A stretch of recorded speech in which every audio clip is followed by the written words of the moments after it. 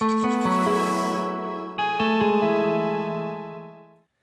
a my si mezi tím doběhneme za dalším parťákem naší snídaně a to je Petr Říbal, protože co si budeme říkat, každý z nás sem tam hledá nějaký ráj na zemi. Tak ty už si ho snad našel po mém boku, ne? To mě nenapadlo. A kdo z vás ho ještě nemá, tak pro vás máme jeden zeměráj. Pojďme za Petrem. Zážitkový park, tak tam tě asi vezmu.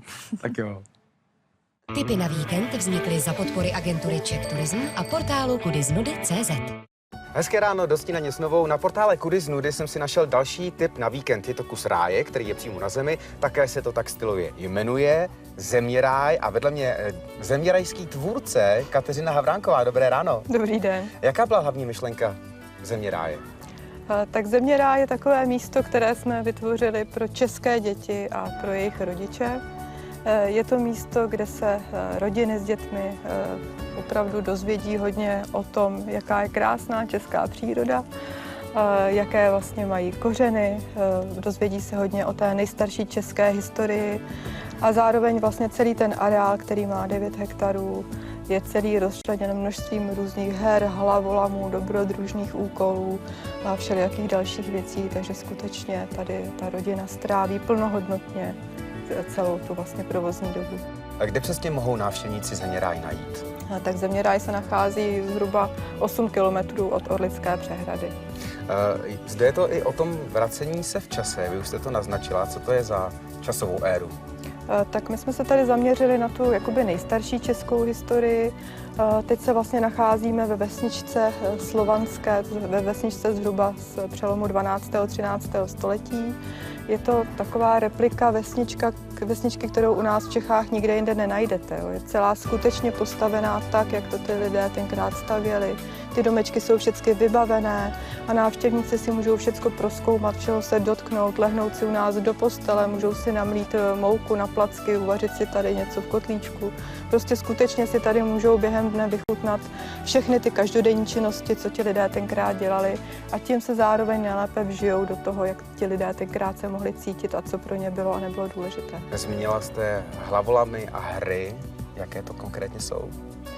Tak celý ten areál je pokryt množstvím právě různých takových skládanek, různých úkolů, různých i naučných úkolů, které jsou zaměřeny hlavně na poznávání zase české přírody a české historie. Takže vlastně to, co je tady u nás takové hodně zajímavé, je ta stezka na boso, kterou když budete procházet, tak kolem uvidíte spoustu právě různých věcí, kde si ty děti můžou něco skládat, něco sestavovat, něco objevovat. Je tam obří ptačí hnízdo například, do kterého si můžou vlízt, prošahávají si dutiny stromů, co tam žije za zvířátka a tak podobně.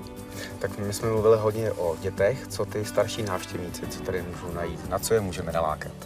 Tak ty starší návštěvníky určitě nalákáme na většinu těch věcí, které tady baví děti. A protože většina těch aktivit je koncipována tak, aby se skutečně zabavili ty děti od těch batolátek opravdu až po seniory, bych tak řekla. Takže ti dospělí určitě oceňují stezku na boso, která měří teda 1 kilometr. Je celá vyložená různými přírodními materiály, takže je to velký požitek se po ní projít. Je to i velice zdravé. Spousta těch her a hlavolamů zase je dělaná tak, že si je můžou zkoušet i dospělí a hrozně je to baví. A zároveň i ty další věci, které tady máme, samozřejmě řemesla ve vesničce a tak podobně. Tatínkové zjistí třeba, kterak se staví domeček roubený, kterak se stavěla pec na pečení chleba a tak podobně. Ale zároveň můžu ještě vypíchnout, co tady máme jako hodně zajímavou cestu za pokladem, kdy děti dostanou takovou dobrodružnou mapu tajemnou a hledají po areálu takové tajemné indicie.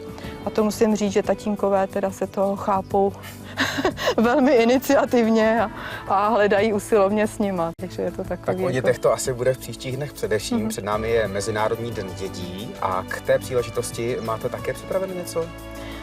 Tak samozřejmě kromě toho základního programu, který tady je vlastně pravidelně, to znamená dění ve vesničce, fungující archeologické naleziště, lukostřelnice, bludiště, všechny ty hry, hlavolamy, stezka, velká krytá herna, Tak tady navíc v rámci toho programu pro děti jsme udělali takovou přírodní olympiádu, kdy tady pro děti budou různé úkoly na vyzkoušení jakoby z té přírodní říše, to znamená různé dovednosti zvířátek a rostlin, takže děti si můžou, já nevím, válet kuličku brouka hovněvála obrovskou v terénu, budou zkoušet hledat různé cenné věci jako straka a tak podobně. To tady takový jako zaměřený prostě na úkoly zvířátek a rostlin.